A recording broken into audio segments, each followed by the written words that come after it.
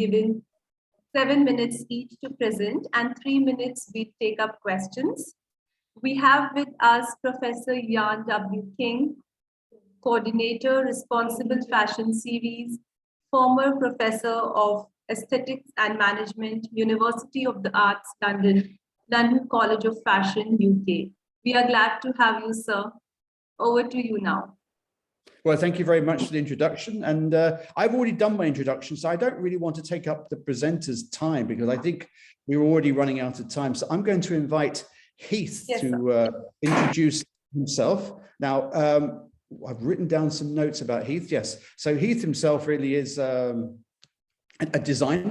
research designer, and he works for Sheffield Hallam University, and he's working for this particular really projects on playponics, and he's working for Lab for Living, so L4L Research Centre. So I invite Heath to start off. Heath, I'm going to give you 7 minutes. I will be flexible, but we do need to finish reasonably quickly because there's another end straight after us. So thank you. Yeah. Okay, I'll get straight into it. So am I sharing my screen, or is Arch using the slides that were sent previously? So you can share your screen. Okay, just give me a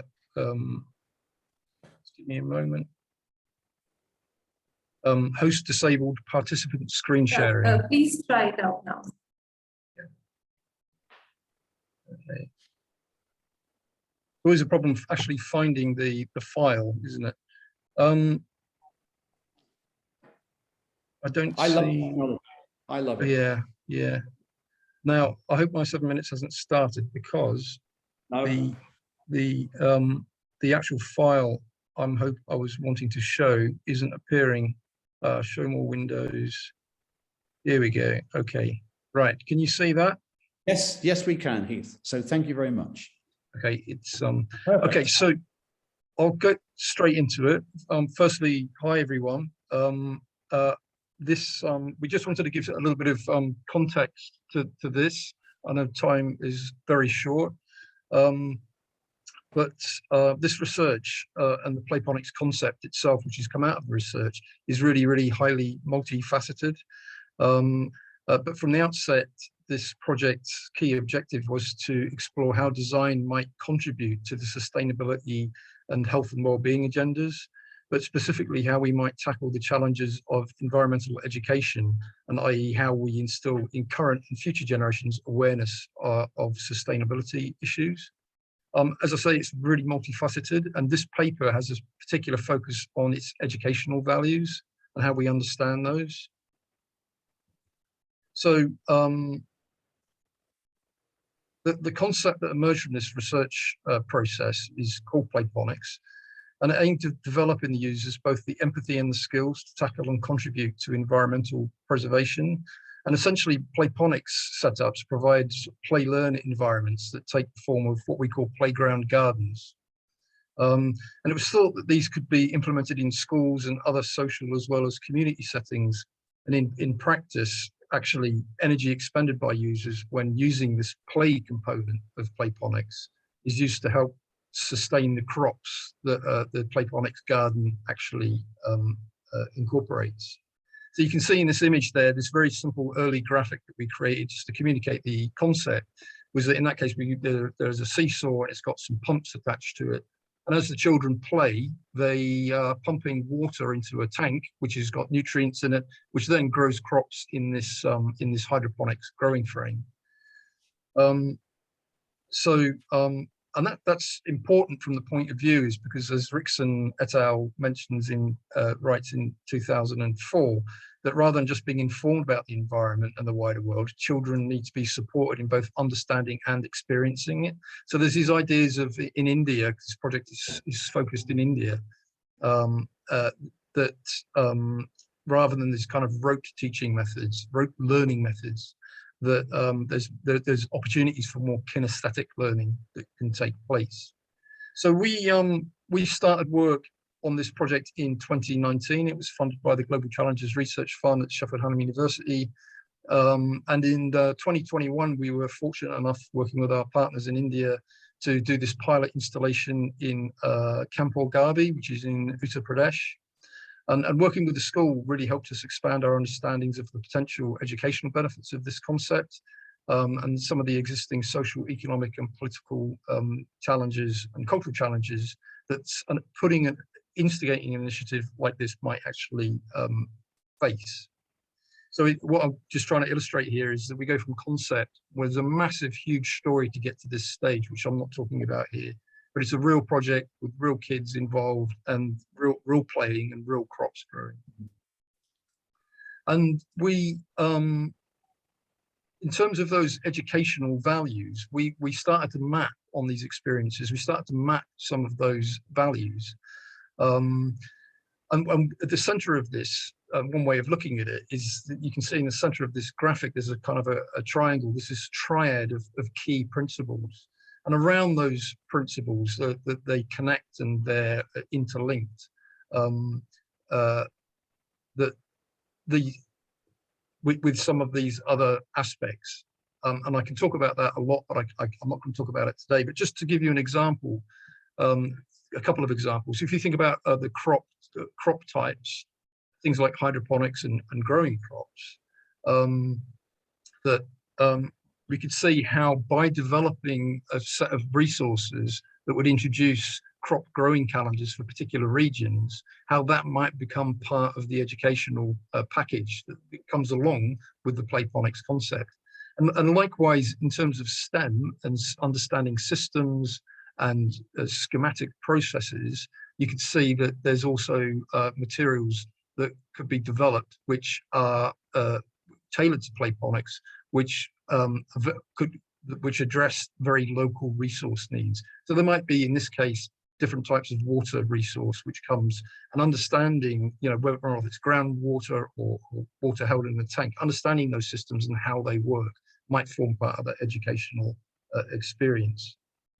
So likewise, an interesting part of this is that there are projects which use playground equipment to raise water for irrigation purposes, but we've connected this up to hydroponic systems. So it's directly developing playground gardens. And we think that's quite unique in this space. So of those examples of those interconnectivity between those different topics, you can see that there's it's those kinds of relationships we're looking. So, but of course, we needed to assess this, and we recruited a couple of educationalists, one from the UK and one from India, to do an evaluation of this project. So they were given the brief to review this concept and critically analyze it in respect to various local curricula, and it kind of inform us to the shortcomings and potential challenges of this kind of implementation. They were also asked to suggest frameworks for synthesis into the current education system and any potential advantages that they thought they saw. So I know some of this is obscured by the Zoom controls, but the UK educationalists, this is really a really quick summary in the 7 minutes. But the report concluded from the UK education expert that the concepts defining playphonics are in line with both the national curriculum in 2005 as well as the NEP 2020. NEP is the National Education Policy. But in particular, it was thought that playphonics showed a lot of potential for learners as a modular system. It's highly adaptable, both in terms of taught subject matter and in meeting very local educational requirements. And also that in developing very local setups, more collaboration should be considered to fully capitalize on these notions of shared knowledge. So we're not parachuting in a concept, we're actually working with the communities. So there's a raising awareness of that. So I know I've just hit the 7 minute mark. The Indian expert picked up on was in relation to the pandemic and how potentially playphonics could help bridge gaps in education provision for less privileged kids. And for both of those things, I'm not going to read any more. I just want to draw your attention, which I'll show you a link to in a moment, about all these reports and all this material exists on the playphonics website. So I'm going to rush forward to that. I just wanted to say a big thank you to Lindsay Stanton, who was a UK educationist, and Rashmi Chari, the Indian educationist, for their detailed reports, but also to Avika Sood from Atiba Design, who is our Indian-based partner in Delhi, and Andrew Stanton, who's one of the originators. I'm going to end it there because I know I'm just coming up on 8 minutes. But please do visit the Playphonics website. The link is on the screen. And there is also a what next section, what's happening with the project next. So if anyone wants to get involved in any way, if you see any value, please have a look at the website. Thank you, Heath. Finish. Thank you, Heath. Thank you very much. Really interesting. Can I say to everyone, if you want to leave contacts or questions for everyone, will you put it in the question below or in the chat? Also, if you want to encourage people to contact you, also put it in the chat so that people can contact you and various ways you can open our dialogue, because we have very limited time here. And so, you know, I'm gonna, if anyone wants to ask a question, put it in the question. I'll ask it for you, and therefore we will encourage people to kind of respond to you either in the session now or afterwards. So don't feel you've only got 3 minutes, there's no point. Please feel free to send messages and contacts for everyone, because I think, to be honest, each of the papers I've seen deserves much more attention than we can give them in the time frame here. So please accept our apologies. But I would actually like to say, I mean, there's so many things I can ask on this question, because I actually wrote down about 15 questions beforehand. But I would like to know, where does it go from here? Because there's so much potential. What are you going to do with this? Because you started with the pilot. So where's it going to go? So obviously the pandemic has seriously affected our progress on this project, and our funding runs out actually in July on this, July this year. And we were on hold for about 1.5 years. I had to leave India last time in March. I'm back in India now, thankfully. But but what's next is I've been here for a couple of months, and we've been reconnecting with all the schools and the communities who are expressing interest in this. And in the UK, we've also hooked up with industry, because what we do is we go from the early concept all the way through into the final product. That's our aim, even though we can't always do it. So we're working on a funding proposal, a knowledge transfer partnership with UK industry, to work in partnership with India to be able to roll this out on a much larger scale. So we'll know about that funding probably in the next few months, hopefully tie in with the end of the current funding. I don't know where you are in India at the present time, but one of the people I would contact if I were you is the Organic Farm Association. The Organic Farm Association are very keen to encourage people in India to learn much more about crops and about making sense of their land there. And they have money. So please contact them. They're interested in these kind of projects, but they probably might, instead of giving you money, they might give you resources. So I would encourage. That's fantastic. Thank you. So I'm going to go. Sir, I'll just interrupt. We have a message from Ms. Mona. She is willing to connect with Heath and is wanting to know how can this be implemented in Maharashtra. So she's just put this on the chat. Could you put it in the chat? Because that would be really good, because we couldn't really hear you very well, I'm afraid. Your sound is not good. So, okay. I'll write it down, sir. Please, that would be really good. So that would be always something that we can always follow for any of the speakers. I'm going to go straight on because I'm just going to find all the notes now. Yeah, okay. We're going to go straight on to Rashmi. Rashmi is is an assistant professor at the LC State University of Performing and Visual Arts in Rohtak. And I'm going to go straight in to ask her to introduce her presentation on ethical reflections in the pursuit of global environmental sustainability, if I can. Rashmi, you there? Yes, very good evening, sir. Very good evening, everyone. So 7 minutes, right? So if you can keep to time, that would be really good. But I'm not going to jump up and down too much, okay? If you go a bit over, but please, I don't want to be too unfair to the person at the end either. So if you can be that'd be really good. Thank you. Okay, so is someone sharing my presentation, or do I need to share it? You can share it. Okay, are you able to do that, Rashmi, very quickly? Yeah, I'll do it very quickly. Just let me share my presentation.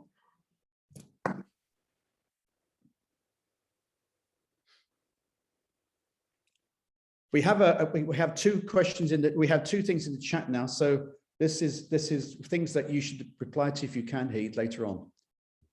Yes, sir. Rashmi, are you there? Yeah, I'm not able to connect the presentation.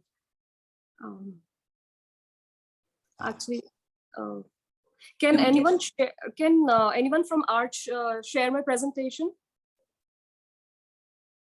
Is it Are you possible? able to see share screen option on your screen?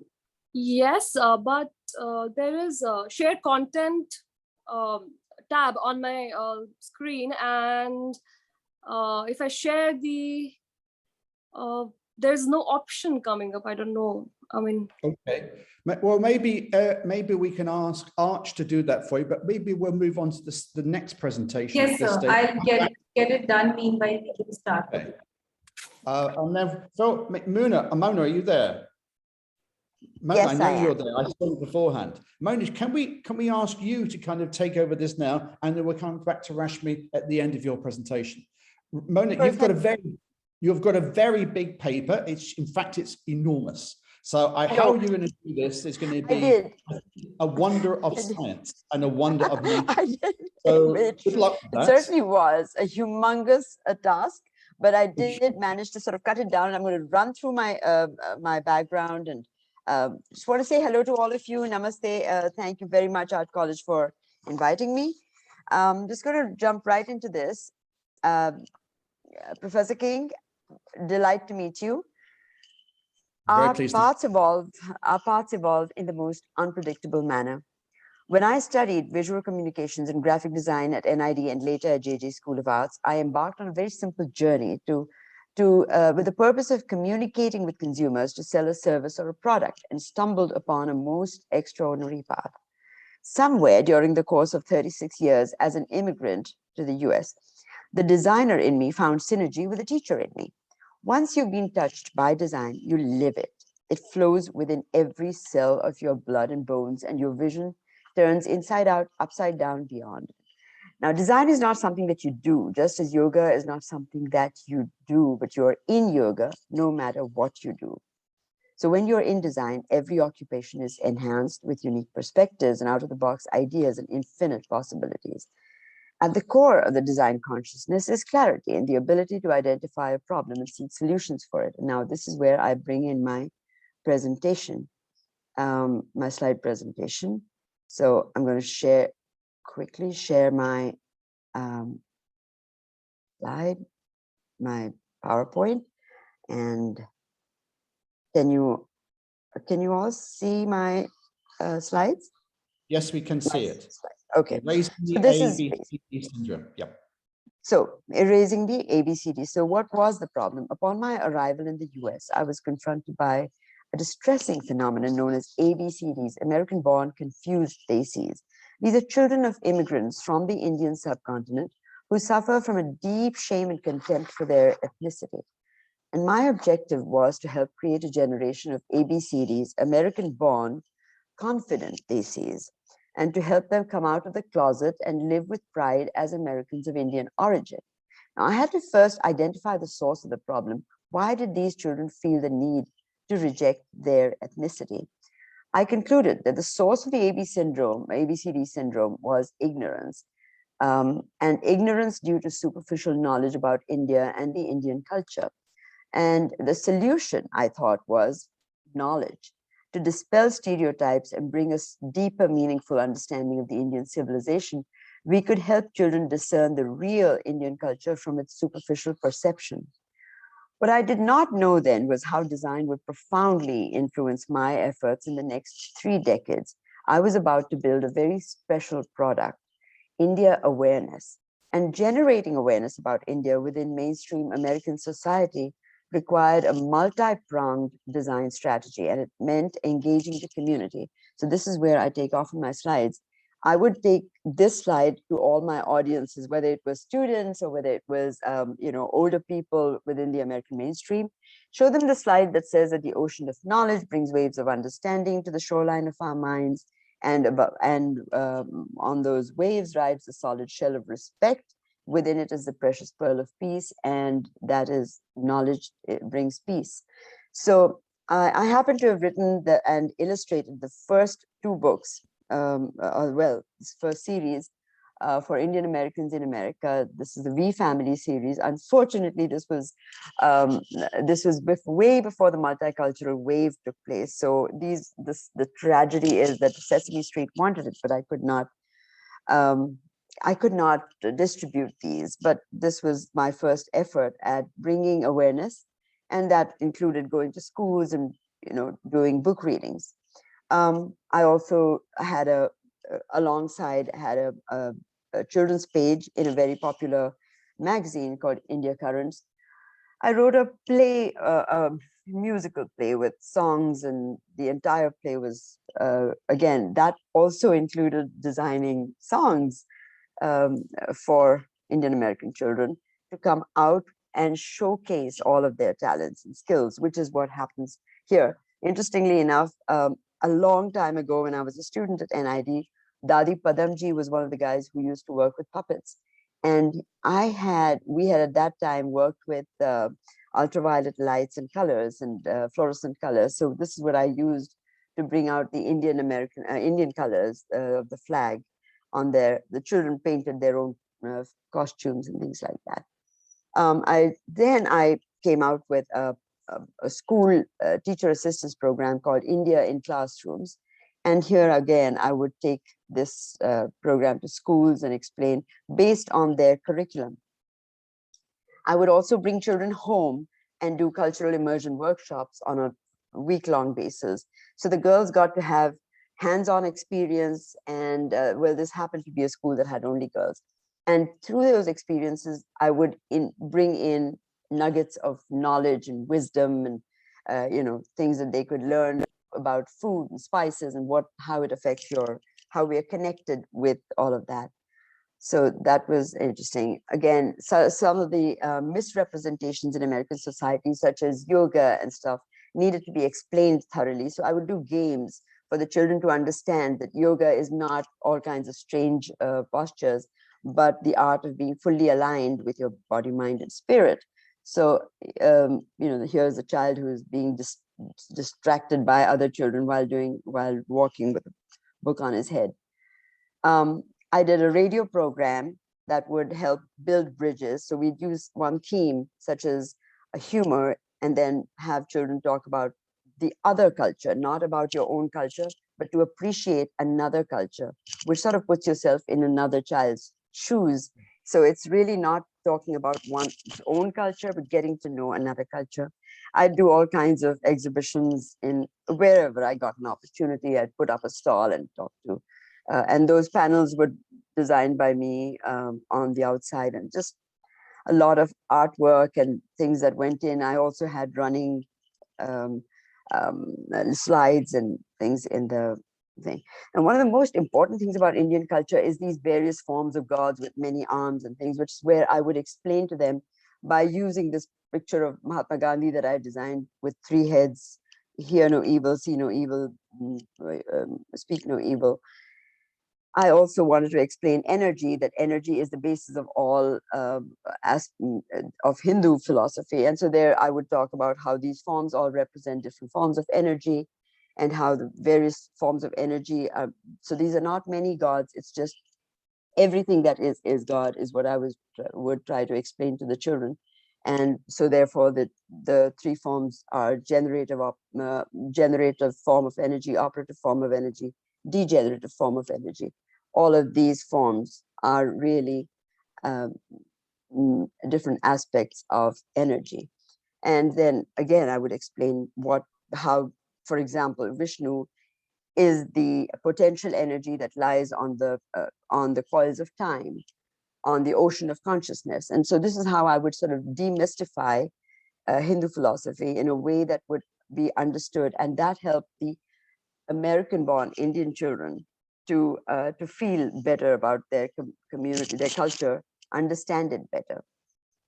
And this is one of my most successful presentations, where I would talk about how your own mother could be represented in many different ways. So I would show my mother as a protector, as a teacher, as a cheerleader, as my nourisher. And then I would ask the children, now, are these 4 different representations, or are these 4 different mothers? And once they get the concept of various representations of the same idea, I would then take that over to saying, well, then you can have 30 million representations of God. And that's really how you explain the concept. And then I also wanted to get away from this whole idolized version of Hinduism that children have not been able to connect with. So what I would do is let them recreate. And I feel that is what really design can do, is to help people think differently and not be just hold on to concepts which have probably outlived their need and their purpose. So what I did was I designed Lakshmi and Durga as formless without any features, but you look into those forms and see yourself, and you see your own reflection and understand that you are indeed the goddess itself. The goddess is within you, and that light within you is the goddess that we speak of. It's not something that's outside of you. So this is really Mona, but time's pressing on, so we've had 10 I'm sorry minutes. And therefore that's it. I am done. Okay, thank you so much. Thank you. I'm Thank sorry, you very guys. No, perfect, really good. Do we have any questions for Mona? I have some questions, because I would say that if no one else is going to ask a question, I'm really interested about what you said about how you're trying to, I suppose, provide support to young Indians, growing up in a new culture like US. Do you feel then, for example, that you have achieved what you wanted to achieve?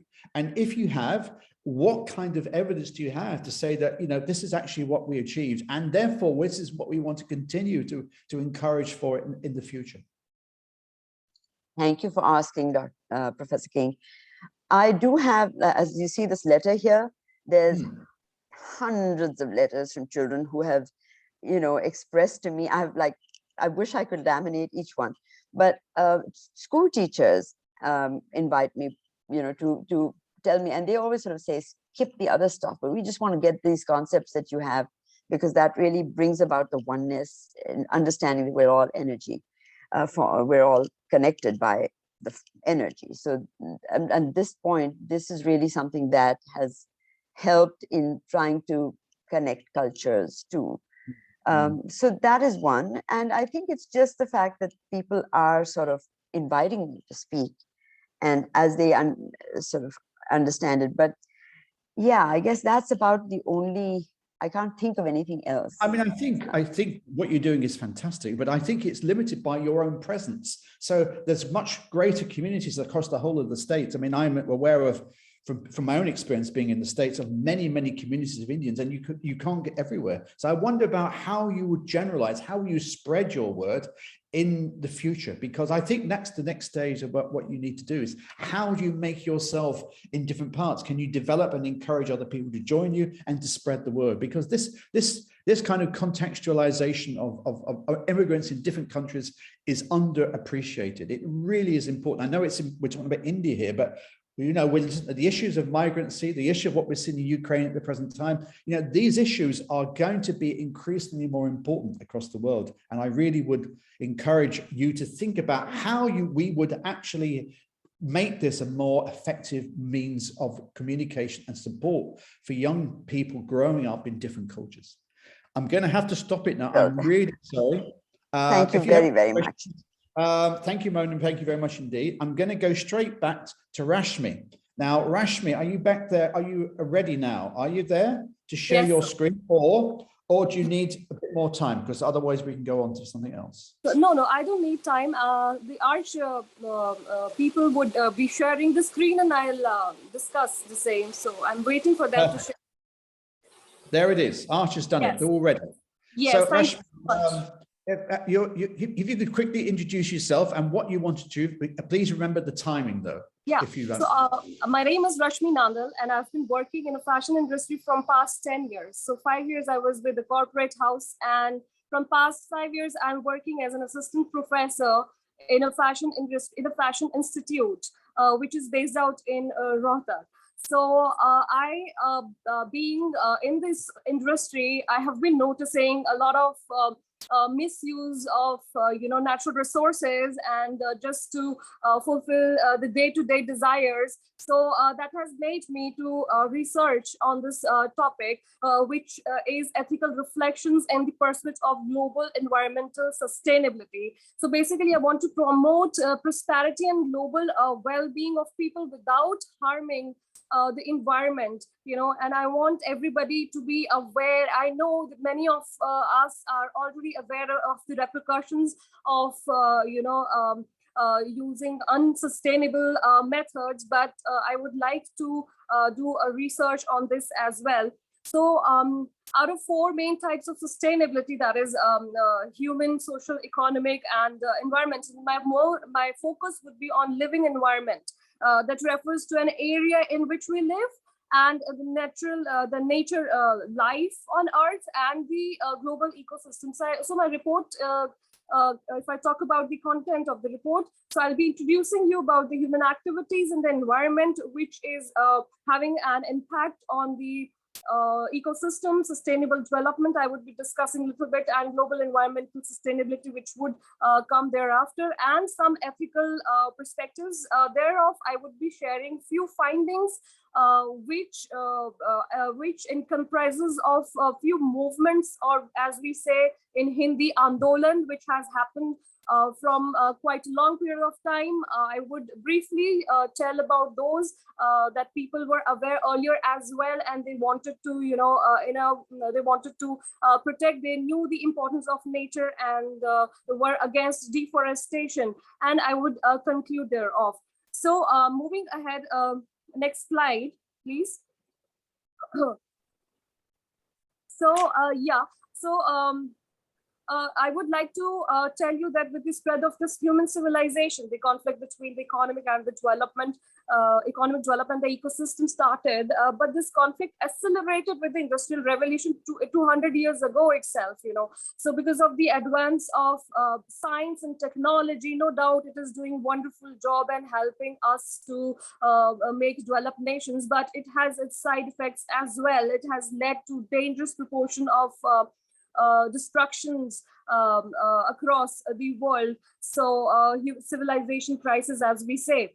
So there are other human activities as well, not only technology, but there are their need, their greed to achieve more and more, moving towards modernization, and the greed of having more things has made them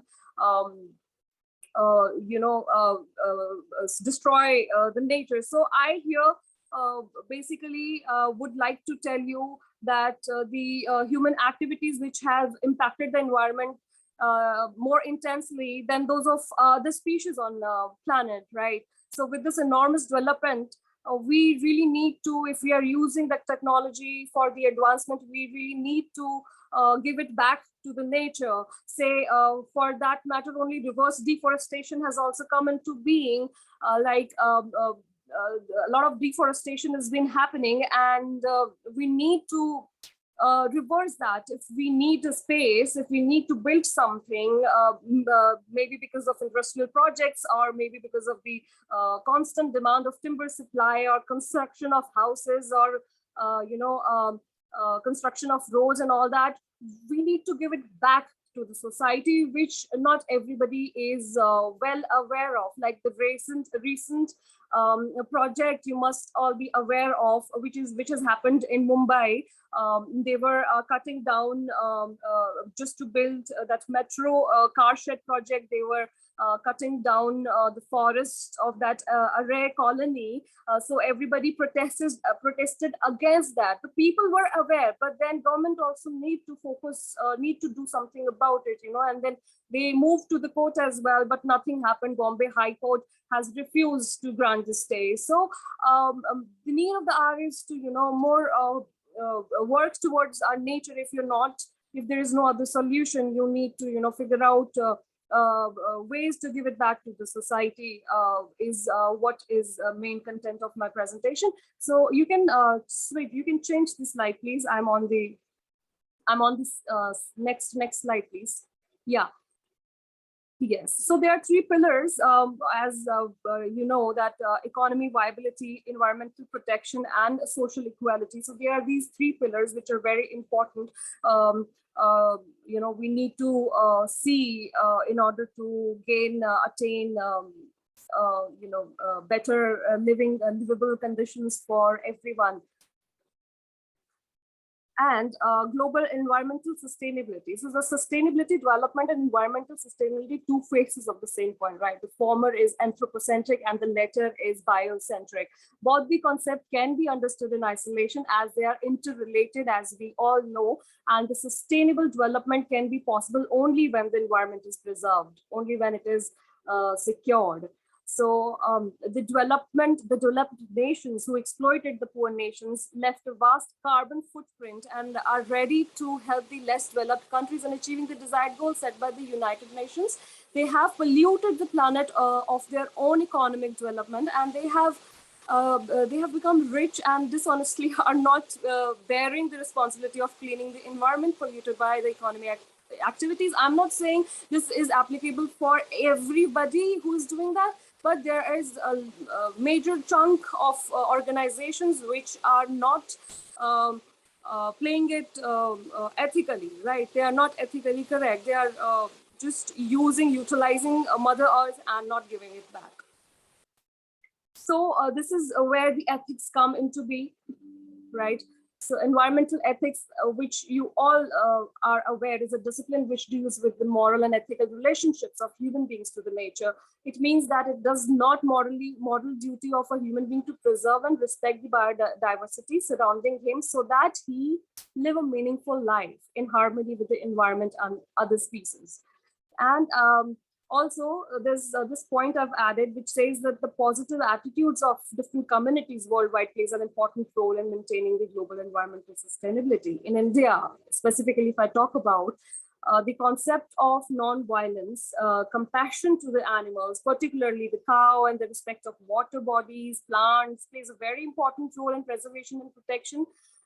People, through different channels, by becoming following some gods, or thinking that river is pious, river need to be protected. So they have their different ways of communicating with everybody out there who's destroying it to protect it. So they have their indirect messages to make people aware to follow every step which will actually help the health and protection of the environment, and not only blindly utilizing the resources.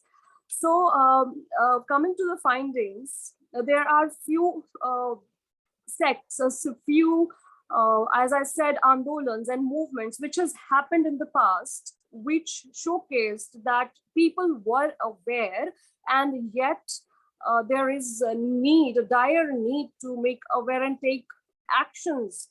Not only awareness, in fact, actions are also required. So this is one of that sect which was in Rajasthan. It was founded by Jambhaji, follows the prescribed 29 rules suggesting the maintenance of harmony with the environment, such as prohibition of cutting down of trees and animal slaughter. It was against all of that.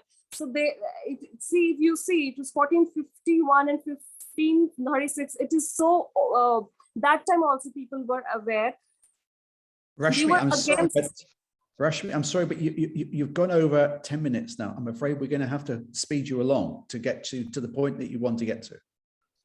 Okay, so yeah, so likewise, there are other movements as well. I'll finish it off very, very quickly. Like Chipko movement, the Silent Valley movement, the Jungle Bachao Andolan, there is Apiko movement, there is Narmada Bachao Andolan, there was Tehri Dam Andolan. So all of these protests, all of these movements were done in order to protect the environment, in order to stop deforestation, in order to protect people ultimately, right? So this is what I have mentioned in my research paper as well, and I would like to conclude it with the just a message that there is the most important role that can be played at a community level throughout the world by enlightening citizens of the respective countries, by cultivating the environment-friendly attitude so that the planet Earth may be a better place to live in harmony with the ecosystem, not only getting aware, but also individually taking steps to help Mother Nature to grow back. That's it. Thank you so much, sir, and everyone. Thank you so much, Rashmi. That's a really interesting and a really important message that you brought out. So well done and congratulations. I mean, what I thought was really interesting is how you brought it really to, I mean, what you, when I read this paper originally, I thought, this is going to take note of the UN's 17 SDG goals. But you, in fact, what you were saying is that 17 SDG goals of the United Nations is good, but what you are doing is bringing something which is much more relevant for India. And I think what I gathered that you're really bringing in not necessarily just the environmental issues, but also the kind of religious and spiritual values which underpin the kind of context of India itself. And I think that's really important. And I think what I would like to see is to see how you're going to develop that to make this a kind of harmonious kind of evolvement. That's actually in the best interests of both the community in India, but also recognize the development that India is going through at the present time. So the social and economic goals is at one hand, and the kind of context of the environment here is at the other hand. How do you see that development evolving in the future? See, there has been a lot of movements in this regard. There are people who are already putting their point forward and making the government feel that, making them understand that this is the need of the hour. So I'm not too sure how, when we are going to achieve that nirvana stage, then when we will, everybody would be aware and everybody would be, taking a step towards, protecting the environment. I am not too sure when it can happen. But yeah, I can see that the protests are still happening. The awareness is still happening, even at very young kids, where they are also very active nowadays in all these manners, because I think education system has also evolved to an extent. They have been told about the importance of nature and how you should not, do certain things, and this is a sustainable practice that you should be utilizing these things. Or if I talk about the garments, you should be, reusing the garments and, using it or selling it to people, needy people. So there are many, many, many ways to make it happen. So let's just see when we're able to achieve that. Thank you very much indeed, Rashmi, and well done. I'd like to go straight on to Davinder. Davinder is based in the UK, and I've heard Davinder speak about this particular project beforehand, so I know about what she's been doing. Davinder comes from a very industrial context. She's several generations into the UK, and she is an active businesswoman who is a successful businesswoman, and she's going to talk about her experience and the message that she's talking about Indian firms that have actually evolved in and developing in the UK. Davinder, I can pass on to you. Have you got your presentation ready? I certainly have, yes. Thank you, Davinder. Maybe launch on to you. Thank you. Right, can I just ask everybody, can you see my screen and my slides? Yes, we can, yes. Thank you. Right, so good morning, everybody from the UK, and namaste to my Indian counterparts. I'll jump straight in because I know it's time critical and I don't want to hold anybody up. So I am researching the critical success factors of Asian SME fashion families based in the northwest of England. Just a bit of information about myself. My name's Davinder. I am co-director of Core Shoes Limited, family business that's been running since 2009, based in Cheetham Hill. The significance of that area being that it is where there is a large concentration of high-profile fashion businesses as well. We're very small, but we're just part of that community and business network. And I've been studying the PhD since 2019. So this is a question: has Manchester become the fast fashion capital of the UK?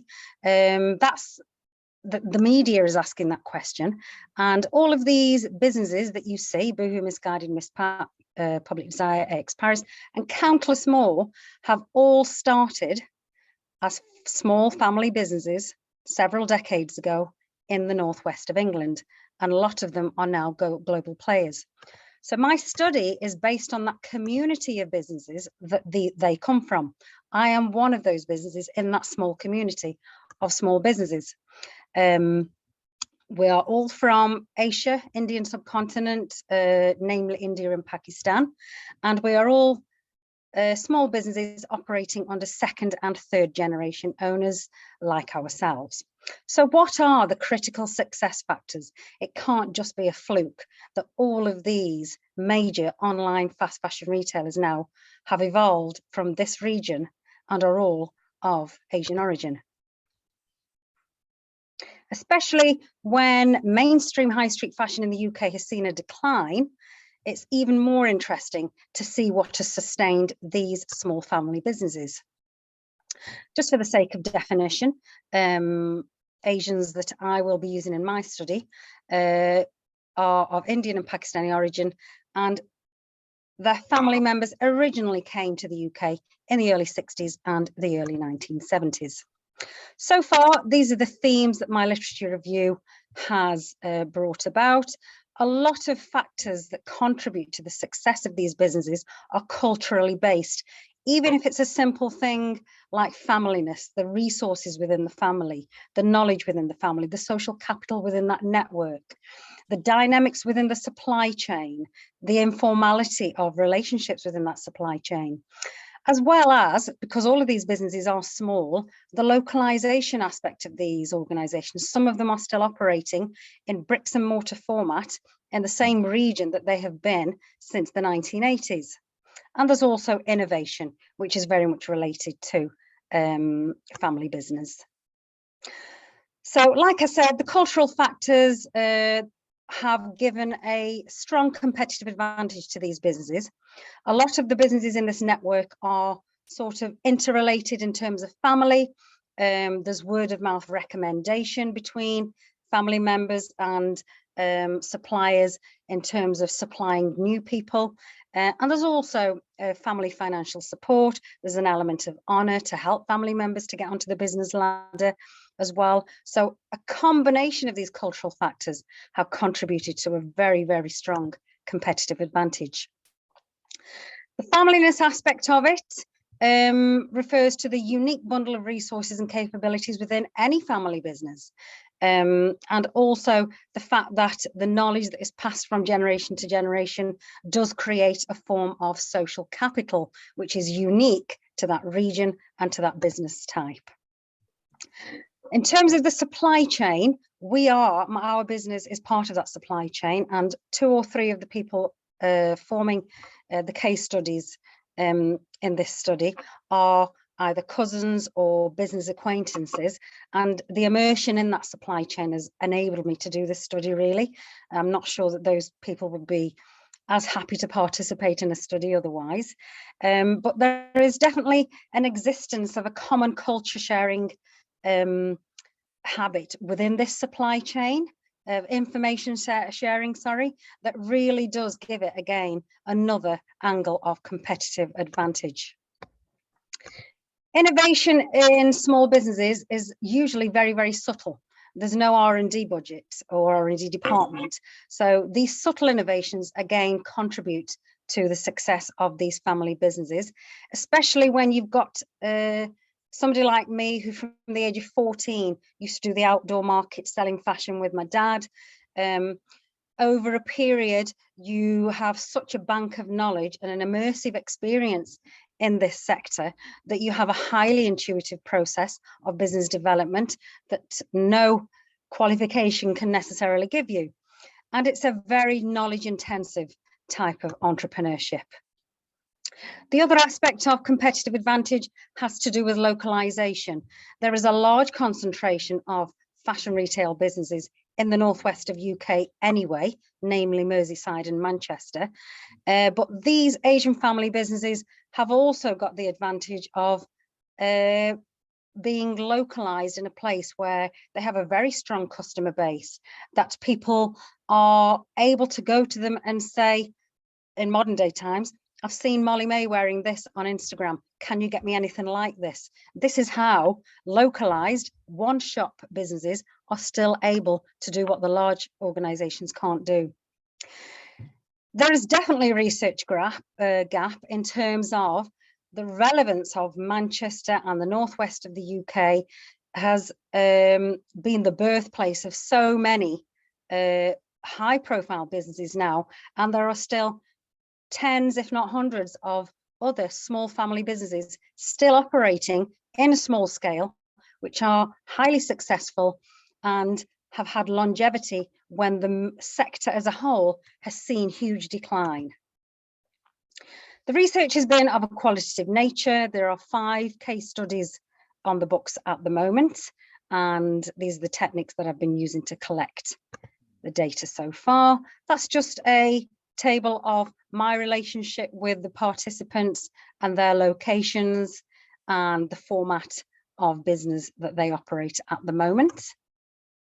Initial findings, like we said, very much related to culture. There's a lot of social capital and knowledge transfer within these businesses, and a lot of it comes from being immersed in this environment from a very, very young age, even if it's on a market stall. And a lot of the current or previous owners of Boohoo, when it was a family business, did start in business like that on a market stall. And there's also the impact of cultural factors on the responsive supply chain.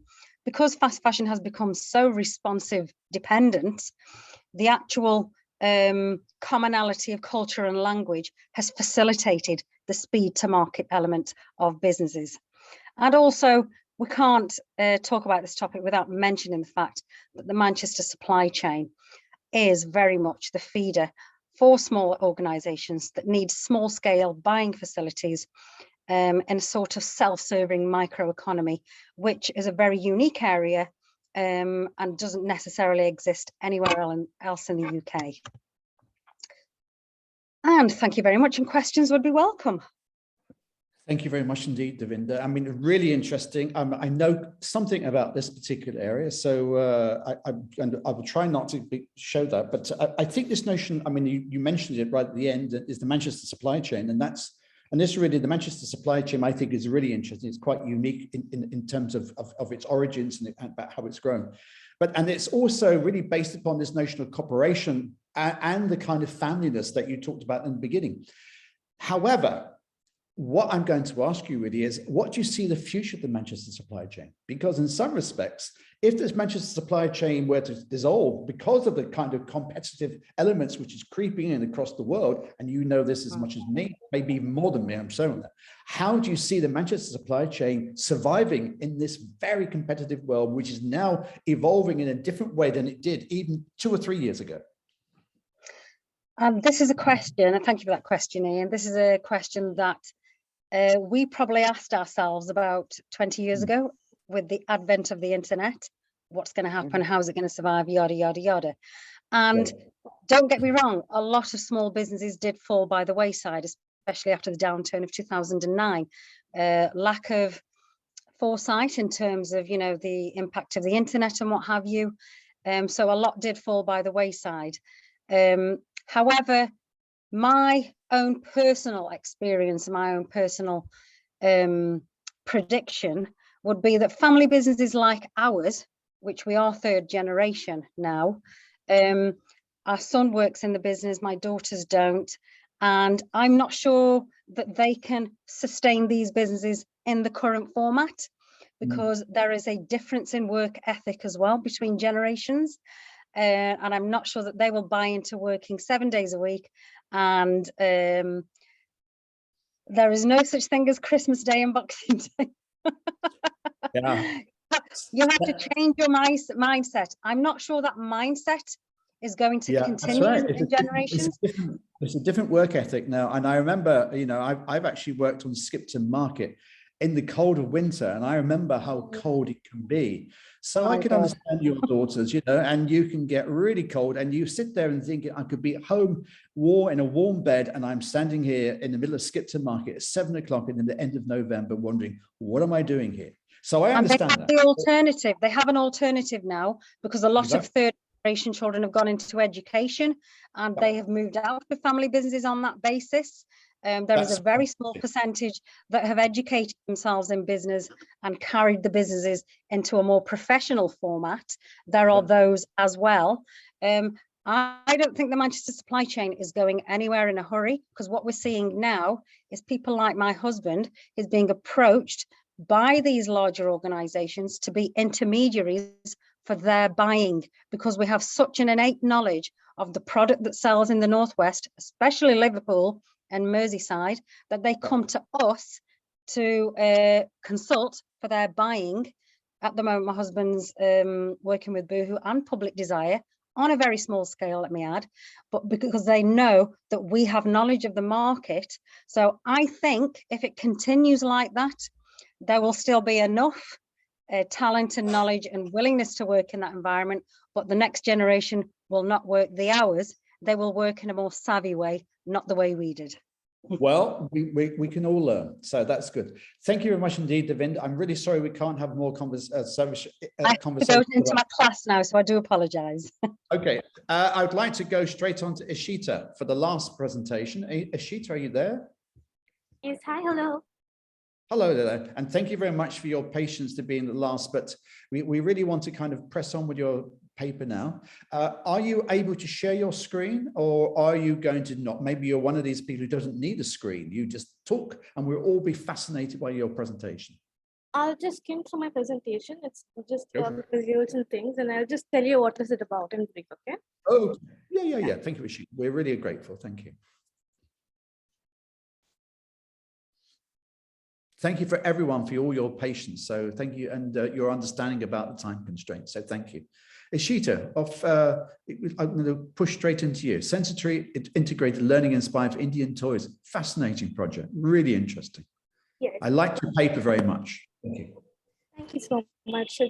I'm just trying and learning. So sensory integrated learning from Indian toys to bring a positive change in the lives of people with ASD. ASD is autism spectrum disorder, which is 5 branches, which you can see because I'm trying to crump it up. I'll just skim through it, okay? It's Asperger's syndrome, Rett syndrome, childhood disintegrative disorder, Kreider syndrome, and pervasive developmental disorder. So people who are going through this have certain, problems. Like they have proprioceptory concept is not there. I mean, like the location and perceive location and stuff. And they cannot perceive balance. Their sensitivity is very high. Their tactile senses needs to be stimulated, and it is difficult for them to stay in the world which we are in as a normal person, because things and resources are not available with them. This kind of thing is cannot be cured, but they can, through practice, they can develop themselves to actually run through the mainstream. How can we revive the essence of the games in the modern society through a garment? And will it have a certain level of impression on the people who are suffering from ASD? When we see traditional toys, Indian traditional toys have always helped in multi-sensorial integration. Like we see how people playing pithu, where we stack, stones one on the top of the other. Simple beading, which is done by our grandparents, okay, which used to sit and bead and experiment with the beads. We used to play with sands and mud. Our tactile senses would would feel good with it. Now this thing is slowly going away because games and toys are being electronic, and parents sadly do not engage with their children so much as they used to do before. Neither do, and people concentrate in nuclear families. The result is that children, we can see children cannot even hold their pen properly. The grip is not there. The sensitivity to a thing is not there. The cognitive skills is not there. Okay, suppose there is a bottle which is on the table and you ask the child to fill it up. Until and unless you ask the child to fill it up, the child will not fill up the bottle because the thinking skill is not there. It is empty. I need to fill it up. Then my family needs to drink the water. So how it develops, what developments are there in a person. Okay, their perpetual motor skill, cognitive skills, concentration and focus, improve social interaction, response to outside stimuli and tactile senses. So these are the same skill set which helps a person with ASD to lead a better life. So going to questionnaires, I couldn't really give them a Google form. So I had to go to institutions and either ask them, and you see, which color do you like? What kind of textures feels good for them? What things they would feel nice? Okay. So we saw inclination towards the color blue, and anything which gave them tactile stimulation helped them. So I chose a color palette which was based on neutral colors because it doesn't hit the eye. Okay, the cornea can take it. Basically based on greens and blue, which is in the middle of the color spectrum. Okay. Why do we make such a garment? Why to make such a garment? Garments with magnetic buttons, flat seams, and weighted belts already exist, but they're very expensive. Like Indian kids cannot actually buy them. ASD can't be cured, but the condition can be improved through practice. And the proximity of the institution plays a big role in the areas of development. So why not create a garment where they can actually take that essence of these toys and they can practice it wherever they go. They do not have to be dependent on a person to learn, and social interaction can happen wherever they go. Conceptualizing fine motor coordination. As you can see, beading. Okay, so there's beading, and on top of that there's a game known as flower rings. Okay, what they do is they teach the kids to put a stick inside those flower rings and improve their cognitive skills. So basic conceptualization: what if I take a sleeve and then put those small put pores in it, and then I can put a thread for them to help placing. We place the thread somewhere. Whenever the child goes, we place the thread in his or her hand, and they can practice lacing and practice the cognitive skills. Similarly, conceptualization for behavior appropriateness, like this kind of people, they have difficulty in understanding what kind of behavior is appropriate for a certain place. For example, somebody sitting in a library, we have to make them understand that they need to be quiet there. They need to be told that. They need to be constantly reminded. Why not make something or a button which has a small emoji which helps them to understand, okay, in this place, I will be, acting like this. I'm supposed to act like this. Also an emoji where they can help them to understand if they can communicate through, like if they want to go to the toilet or they are hungry or something like that. Similarly, improving tunnel vision, they cannot focus on a lot of things at once. Okay, it needs to be prepared. Okay, like it needs to be introduced, more panels. Like we see here, there are panels.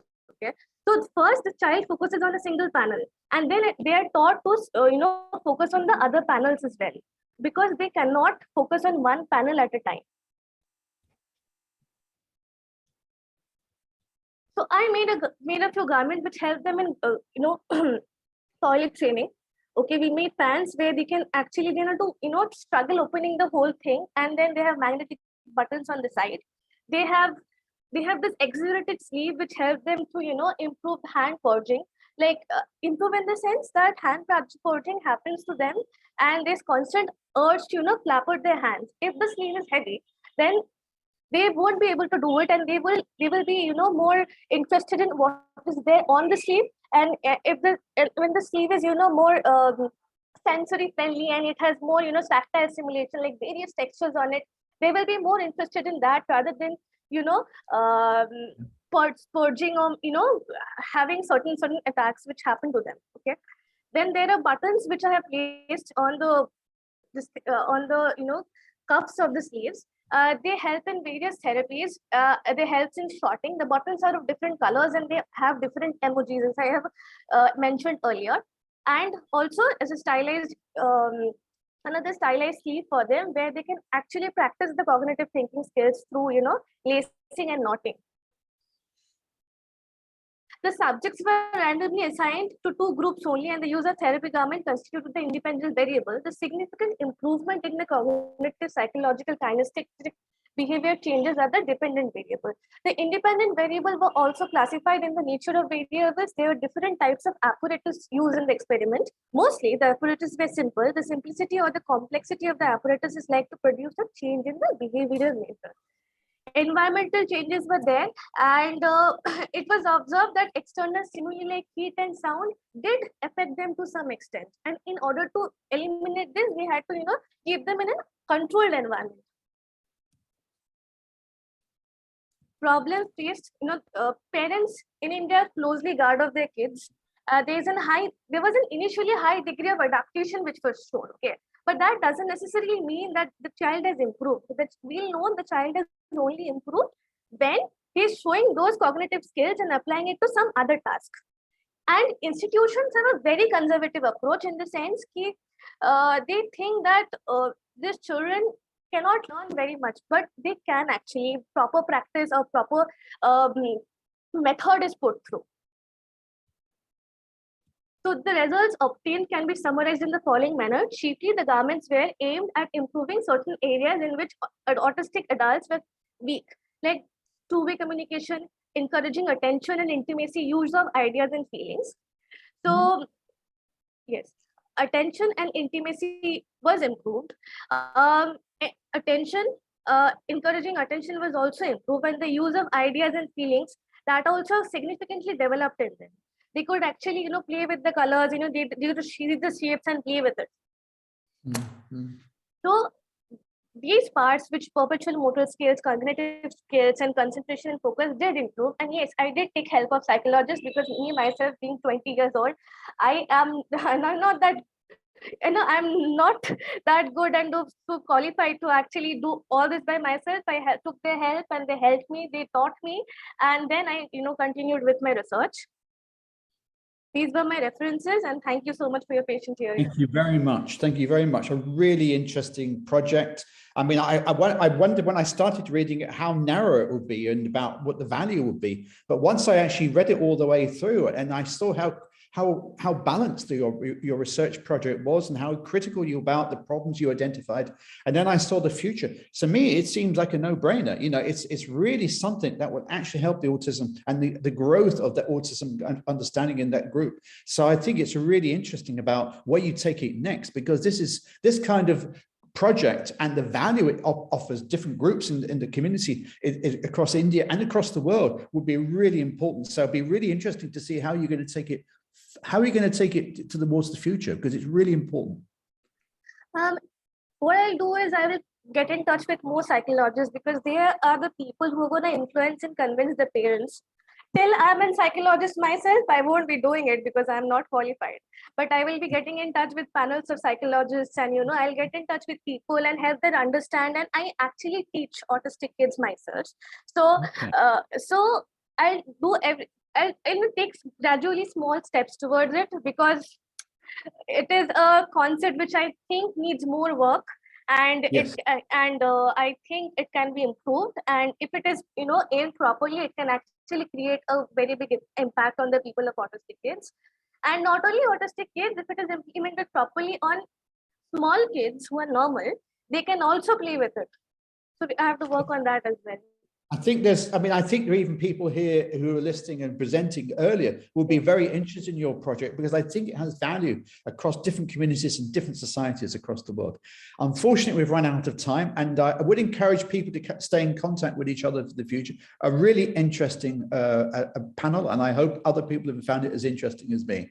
But I think we have to stop. I thank all the presenters this morning, and I wish them all well, because each of the projects I heard this morning was really interesting and really amazing. And I hope everyone who actually sees it in the future, sees that maybe on YouTube and like that, will contact you. So if you really want to kind of get more interest, please put your details on the YouTube channel as well, and therefore leave it in the comments below so that people can actually contact you, because each of you has done something really important, and I'm just sorry that we didn't have more time to discuss each of you in more detail. Thank you very much. I wish you well for the rest of the day, and wherever time of the day you're in, and congratulations again. Right, goodbye everyone. Bye. Thank you. Thank you, Thank you so everyone. much. Bye. Thank you. Bye. Bye. Bye.